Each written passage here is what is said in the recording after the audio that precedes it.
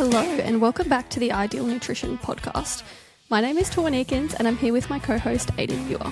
On today's episode, we are going to be doing a bit of a dive into omega-3s and 8 things we think are worth knowing. So as a little bit of background, omega-3s are a type of fatty acid that are deemed essential, so they have to be obtained through the diet.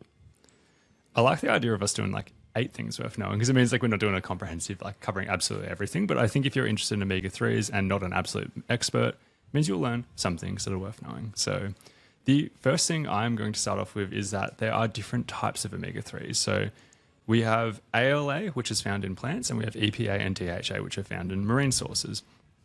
Most of the health benefits are far more associated with EPA and DHA, and even between those two, there are some differences, which we won't go too deep into just yet. But your body converts ALA to EPA and DHA, but it does so relatively poorly, so under about a 10% conversion. And that's often why fish and algae sources are often considered to be, quote unquote, better. Number 2 then, plant versus animal-based options. So what foods are omega-3s actually found in?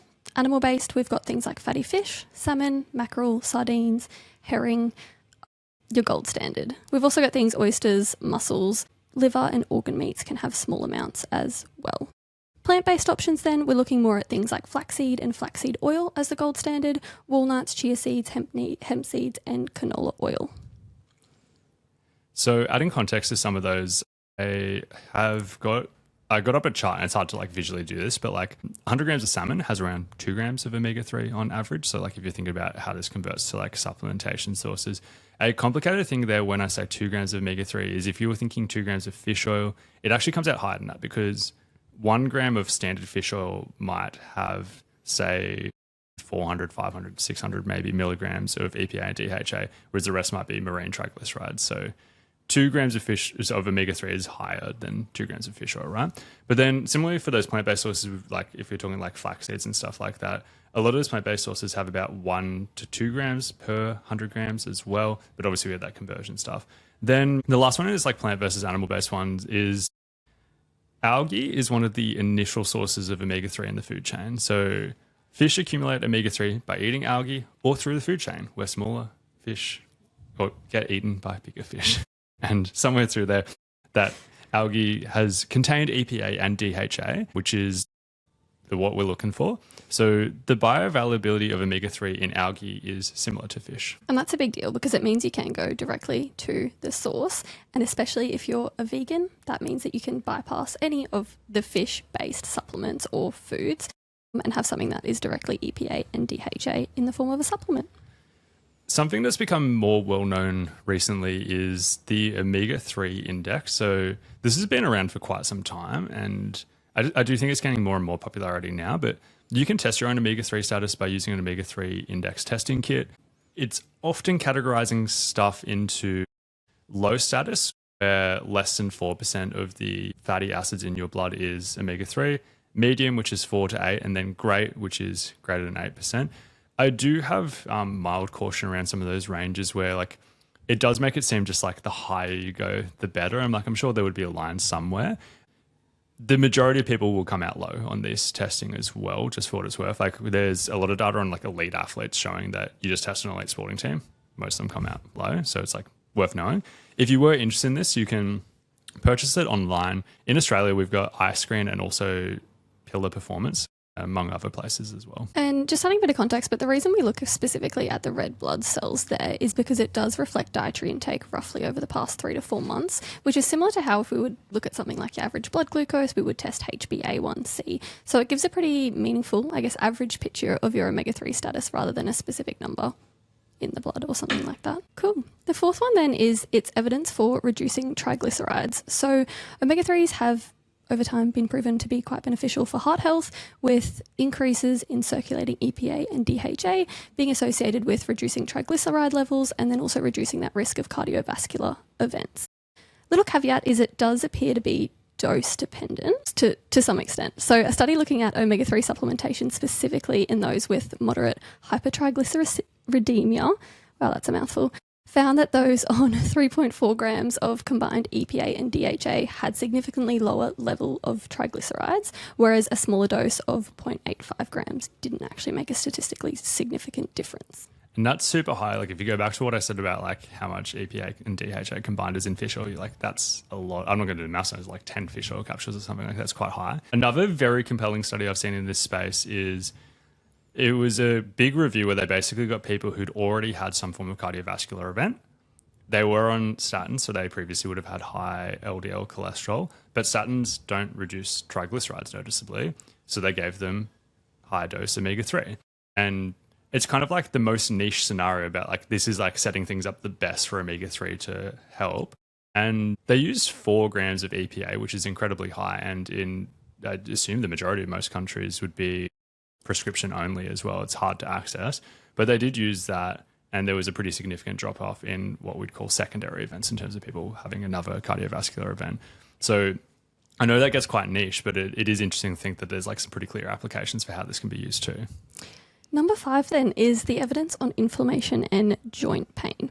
Now, in this sense, it makes sense that omega-3s should help reduce this because of their role in reducing inflammation. So there's a pretty solid 2025 meta-analysis that looks at 41 randomized controlled trials covering 3,800 participants across a range of conditions. Omega-3 fatty acids showed a pretty moderate but statistically significant reduction in pain intensity at both 1 month and 2 months for people with things like rheumatoid arthritis, migraines, mixed chronic pains, but not so much for osteoarthritis. Again, the dose here was typically around 1 to 3 grams per day. Omega-3 is linked with better mental health as well as improved cognitive function.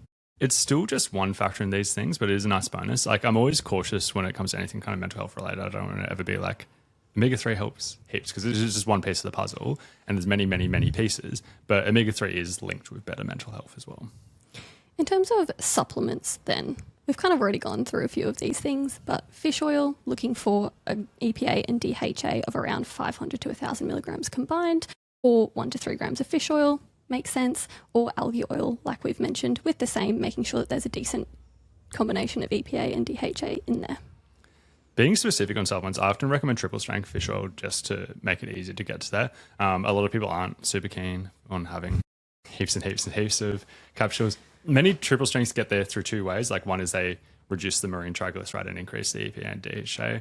The other one they often do is they also increase the size of the capsule a little bit as well. So like 1.5 times to like the size to get it in. We will talk about oxidation as well. So I do believe this has gotten a lot better over the last decade, but some independent testing reports 10 to 30% of omega-3 supplements in stores are already oxidized by the time they're purchased. In the show notes, I have included a study that looked a little bit worse. From memory, it was 11 to 67%, but that study was from about 10 years ago. I actually do believe it's gotten a lot better. If you watched the news over that time frame, you would have seen that like this did come up in the news as well. So big improvement. The obvious question, and like I actually just don't want to name brands, right? But like the obvious question is, how do you reduce this risk? And there are a few things I reckon you can do. The first one is buying from reputable brands, specifically not the cheapest. Looking deep into this, I have seen like a lot of people be like, look for ones that like promote this like score. I think it's like Toxox or something like that. I can't remember the exact name of it. And I looked at a lot of omega-3 brands and like they don't like, a lot of reputable brands don't even list that. But there are many that are like third party tested and stuff like that. So I would do that. And the reason why I say reputable brands is if a reputable company is putting a lot of effort into this, they know they're one like negative review away from kind of a lot of trouble. So that's my own 2 cents. You can take that or leave that. It's only one variable, right? Second thing, ideally don't go past the expiry dates. Like this is a pretty simple one, but like ideally don't keep them for too long. You could also make another argument for buying smaller containers rather than buying in bulk. You can also make another argument for being consistent with taking them as well. So you actually use up the big tubs in time. I'm very consistent with like the majority of things I do in life, but like I remember younger, like I've previously like bought in bulk and then been inconsistent with fish oil. And then I learned about this oxidation thing. I was like, that kind of sucks now, doesn't it? Rancid fish oil is not something that you want to be taking. No, exactly right. And you won't even know because it's in the capsule, right? Storing in cool environments obviously makes sense as well. Another interesting one, and I haven't looked too deep into products that contain this, but products that also contain vitamin E tend to last longer as well. And there's a few more things on the list, but like I would definitely start with those things because that helps the most. Number 8 then is how to get enough through food as a baseline. Ideally, if you can eat fish, aiming for 2 to 3 serves of fatty fish per week normally can cover that baseline omega-3 intake. Again, going back to plant-based diets, you can get omega-3 through food sources that we mentioned before, but it's not in that version or that EPA, DHA that we would like, and your body struggles to convert that. So it makes sense to supplement in that case. Absolutely. And then that like 2 to 3 fatty fish per week kind of thing. It's also why I gave the context before about like 100 grams of salmon will have like 2 grams of fish oil in it. Not fish oil, sorry, omega-3 in it. So say somebody had like 150 or 200 grams, you can see it gets quite high. You do that 2 to 3 times per week, and it's very similar to supplementing as well. Other thoughts. So I don't have heaps here, so like this is the last thing I've got, but I just think it's worth addressing omega-3 if you haven't already. It can be an easy win in so many cases, and you could do it either through food or supplementation. I go back to that elite sporting thing, and clearly you can be an incredible athlete with not great omega-3 status. But we also do have all this evidence that it'll just help a little bit. So it's one of the easiest wins out there, being like, say, using the elite sporting team. Like, even at that level, you did that across an entire team. You get everyone to have good omega-3 status. That's just a small improvement for everybody across the team. And I just think, using that example, I just think the majority of people would benefit from this as well.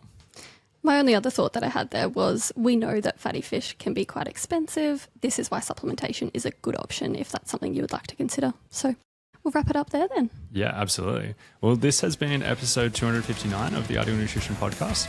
As always, if you haven't already, if you could please leave a rating or review, that would be massively appreciated.